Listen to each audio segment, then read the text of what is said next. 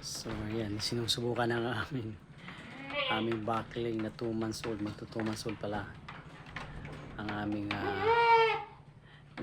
nag-hit na full black painting.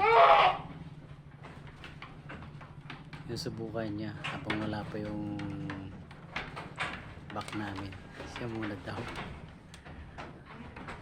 Aggressive yung batang rin.